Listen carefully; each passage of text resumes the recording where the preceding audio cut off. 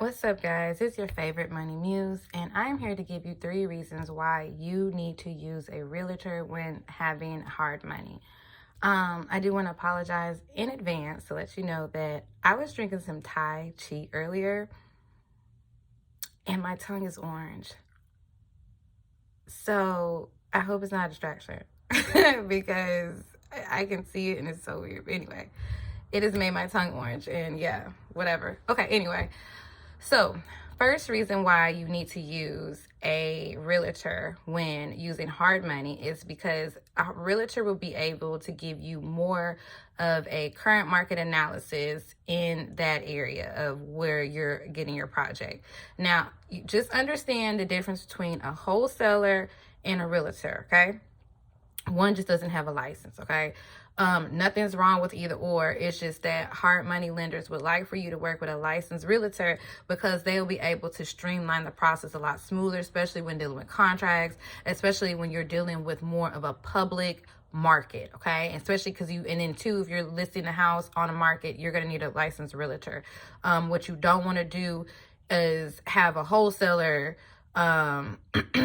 it's just how you use a wholesaler. I'll explain in another video how you utilize a wholesaler and how you utilize a realtor. But this is what the hard money lenders are looking for when you are using their money.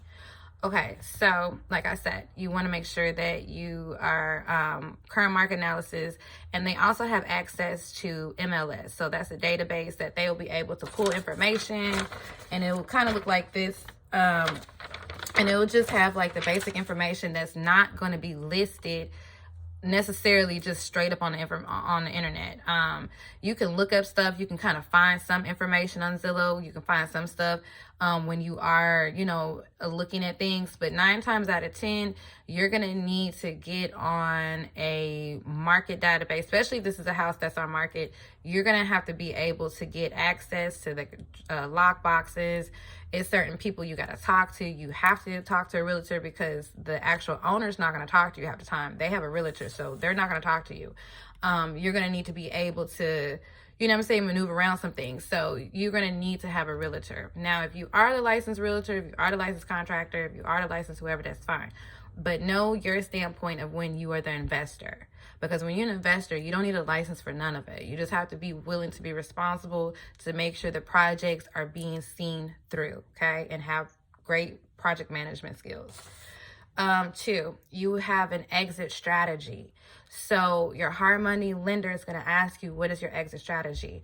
You're going to fix and flip these houses for sale. Until you have enough money under your belt to hold houses and be able to pay that monthly monthly mortgage along with your stuff and be comfortable and can sit pretty and still have your lifestyle, that's fine. But until then, you're going to beef up and you're going to continue to repeat the cycle until you're able to start holding houses that you deem that you are wanting to go ahead and put tenants in.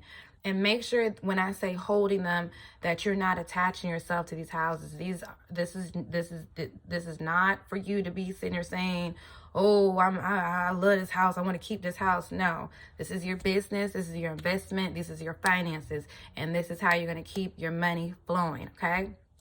So never get attached to the house, but always make sure that whatever house you do like and that you do feel that will be of quality. Just know that even if something happens, like it gets sold, you can sometimes stuff always comes back on market. You can always snatch it up, but you make sure that you have enough money to hold that. Okay. So a realtor with your exit strategy will be able to get the house listed and sold. Okay. So they will be able to streamline the process to do things that you're not going to have to do, such as go find the clients, show the house, make sure that somebody is available after a certain time, because sometimes you may be over here and the client or the customer is like, well, I'm ready to see the house, and you don't have time because you're probably managing another project. You know what I'm saying? Things get weird. You don't know if that deal's going to fall through, if they're going to change their mind, things like that. The realtor is in place to make sure that all that stuff gets streamlined. They know what to do. That is their job. That's what they went and got a license for. So they have the ability to streamline these clients and get the money together, if it's earnest money involved, whatever. And that way they can go ahead and properly get their commission as well, okay? And get their stuff going, because everybody want to get paid.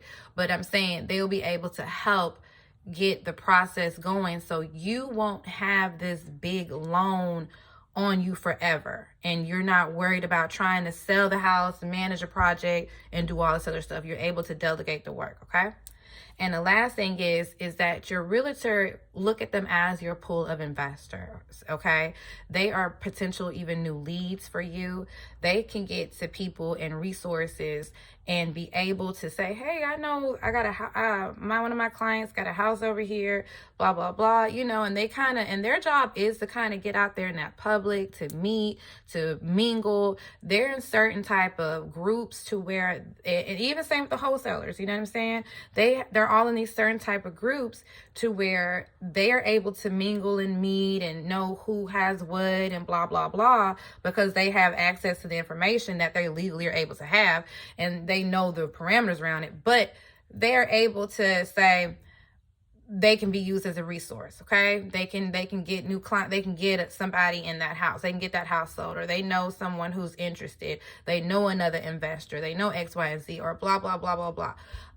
It will be able to help you as a pool of resource, and it will make your job a whole lot easier when you have somebody who is able to take that load off of you. Because 9 times out of 10, when you are really focused in getting the project management part, you are not really trying to deal with the public on that aspect. Now, if you are the realtor and you're an investor and you're doing both sides, that's cool. Make sure that you don't put too many projects on you. Make sure you don't put too much to where you have to be just concentrating on getting the house sold, because you're letting things slip through the cracks with this. You know, you got to make sure that as you are in your position as an investor, you have put in your mind that you have help and you're building a team.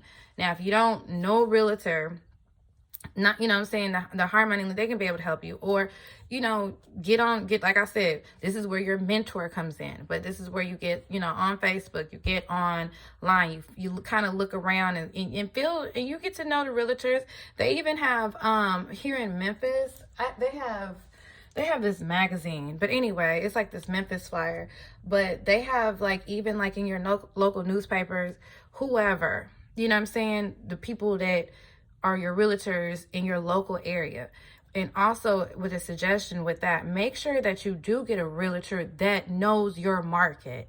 Do not go get a realtor that only service, you know, farmland, and you're selling commercial real estate. You know, no, make this shit make sense. So if you're going to be dealing, like I look at houses in certain areas, historical areas. I have just various areas in Memphis, okay?